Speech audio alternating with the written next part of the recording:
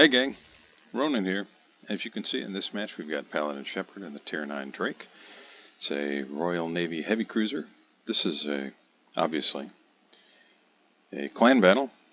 He is joined by Flagstaff 2016, we know as Rocket in the Iowa, Reger in the Palmer, Papa Pixelit in Seattle, Sandy Paws in Alaska, Scotty 21 in Kronstadt, and Alf Radagast in the Z46. They're facing off against NG in this game.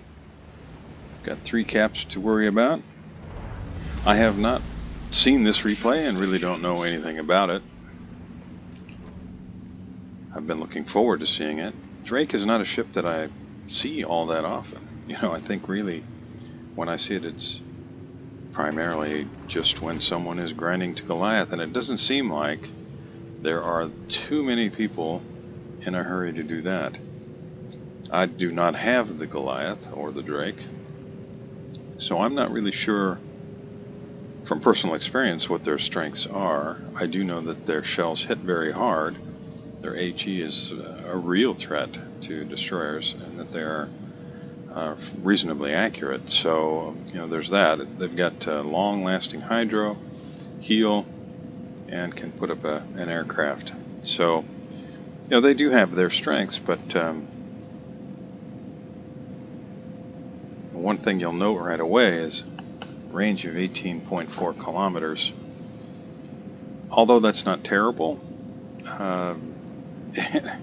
in the current meta where, especially since the advent of Deadeye, where battleships can hit you from 22, 23, 24 kilometers away, and there are some ships that have got spotter planes that can hit you from even farther away than that, with surprising and ridiculous accuracy. I can see where 18.4 kilometers might not seem like a lot when you get caught in a Tier 10 match. Alf runs into the Fletcher at the Charlie Cap, and Alf's there by himself, so it's debatable whether he's going to engage.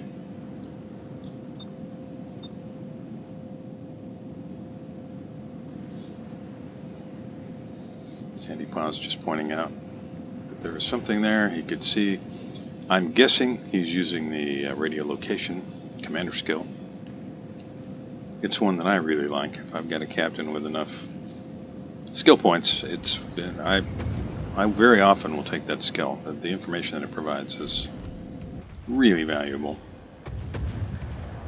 Enemy Riga gets himself kind of caught in the middle, and with every ship but Alf on this side, it's really questionable how long Valiant Xanadu is going to be able to survive. Missouri comes around the corner.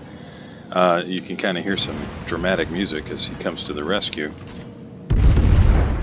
Let's see what kind of damage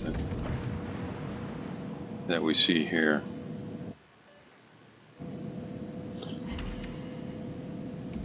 Not much. Missouri turned out, I think a lot of that, what could have been damage, ended up being not much.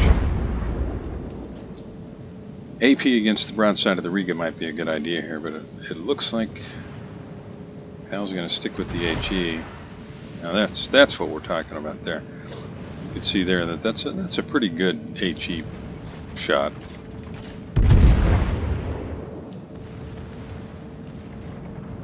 Alf's doing all he can over on the 7 line currently, just harassing and trying to slow down the push through Charlie. If the bad guys make that push and get up to maybe the Delta line, it's going to put ICOP in a tough spot because it creates a lot of crossfire opportunities. Incoming torpedoes. You can see the Hydro lit them up with just enough time to be able to turn and evade the torpedo strike from, well, I'm guessing from Mogador. He's quite a ways away from the torpedoes at this point, but that's, I think, owing to the fact that Mogador is extremely fast. If you're not familiar with the high-tier French destroyers, they're a lot of fun to play. I can't say that I've had a whole lot of success with them, but excuse me, the fact that you can, well, just strap some wings on the side and you could probably lift off the water.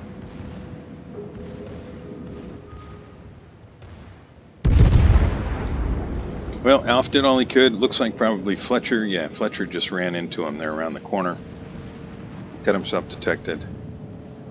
And Fletcher managed to finish him off. I'm sure with the help of the Alaska, they just knew where he was. You know, Alaska's got a 10-kilometer radar, which creates a 20-kilometer wide. The enemy Missouri is about to go down. 20-kilometer wide. We know where you are zone. So each team has lost a ship. Good guys have 1 cap, bad guys have 2, and that 2-cap advantage, especially in a clan battle, is it's a really big edge. So the points just keep ticking for the bad guys. Mogador gets lit up. Gotta give that ship a big lead. You can see the smoke coming out of the back end of it. It is moving fast.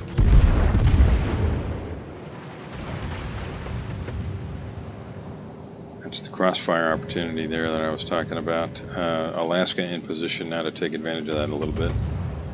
This map does provide some cover in the form of these islands, and it looks like our hero is trying to take advantage of that a little bit. Showing a little bit of side to Riga. Mogador's got the afterburners lit. Easily outruns the HE strike. Boy, I hope we don't go. Okay, we're dark. So I hope we don't go into this island here detected. And you can see that the points lead is now roughly 150 points. And the bad guys really at this point are probably just saying, hey, we just have to hang on to what we have. But Kronstadt has gone around the corner. He's going to probably be able to finish off Mogador. Sandy did it. Mogador finishes off one of the good guys.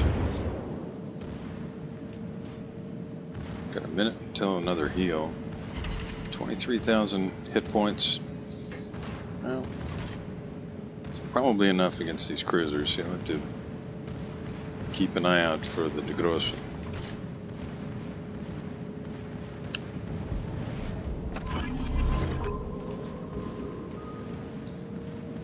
And we know the Fletcher's here. And he has secured the cap. The enemy is Reager goes down to Fletcher Torps.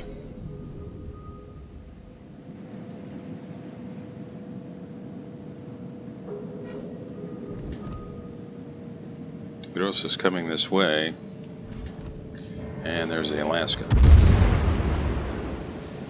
Alaska's a very, very tough cruiser.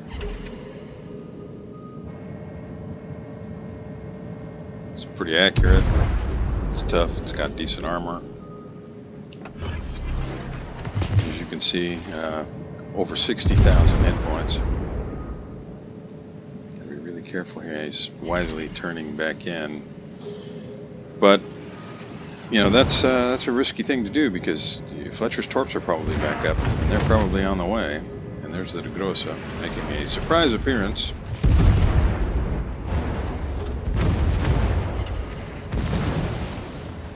It's a fire started. And looks like we're going to get off some torpedoes here. He throws them out one at a time to get them all through the gap. Can he make it through this corner? No. The enemy team has taken the lead.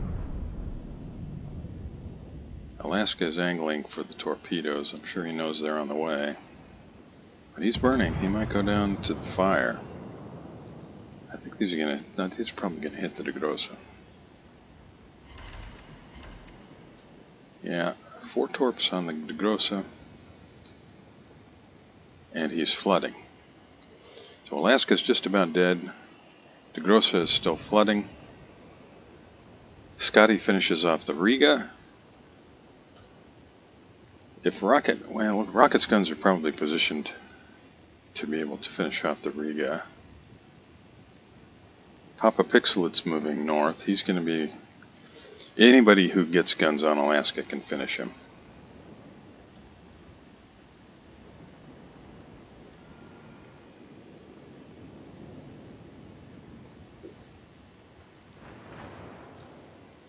Grossa has stopped the damage from occurring, but you can see it looks like his engines are out. Alaska's beginning to heal up a little bit.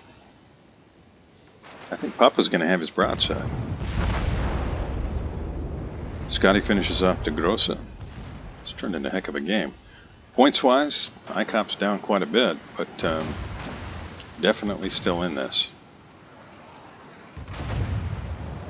Hopefully that'll finish off Alaska, although Alaska's doing his best to angle there. And like I mentioned, Alaska's very tough. It's got pretty darn good armor for a cruiser. And the guns hit extremely hard. Rocket's putting in a long... Oh, there we go. Okay, Scotty finishes off the Alaska. Papa's got to avoid torpedoes. I'm sure they're on the way, if not there already. Fletcher just doing what he can to keep Papa from being able to secure that cap. Cap's so important in a clan battle because the points accrue really quickly. And it, the goal, of course, is to sink all the enemy ships, but it happens, I would say, with some regularity in clan battles that the team that secures the caps early wins the game, even if they're down on ships at the end, just because the points accrue so quickly. I mean, they're up over 900 points now. If Fletcher can stay out of radar range, and if Riga can hold on here, you can see he's just gone nose in. Kronstadt's shells they're pretty hard hitting.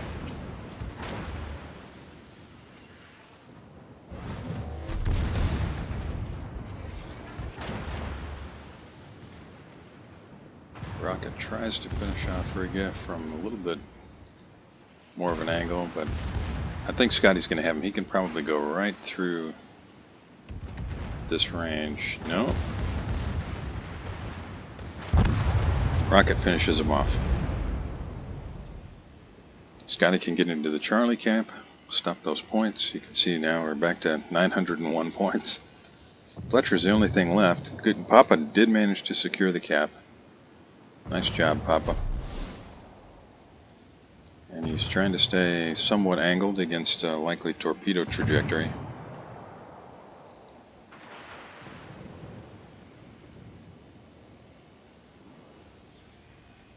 But that is a mountain of points to overcome. 7 minutes, 32 seconds remain. Can they chase down the Fletcher? Now, I don't know this for a fact because I wasn't there, but I'm guessing these guys are all on comms together, and there's probably a conversation about, hey, I'm at the corner. If you can catch him with radar, I might be able to blap him. We'll see whether or not Rocket's got HE loaded here. Since there's only a destroyer left, he might. It's a nice shot from Papa Pixelet, and Fletcher either runs out of the radar range. No. Rocket's still with AP. Victory is in sight.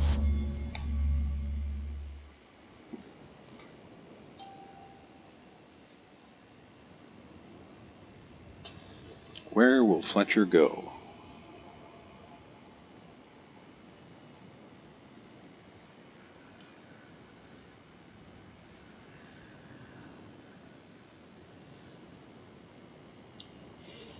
Having secured the cap, Rocket is wisely moving away from the last known position of the destroyer.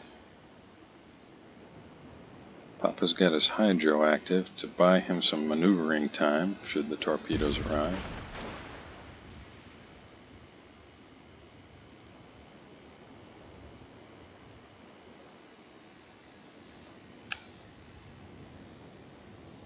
You can see how quickly the points just keep adding. With ICOP now in possession of all three of the caps, 6 minutes remaining in the game.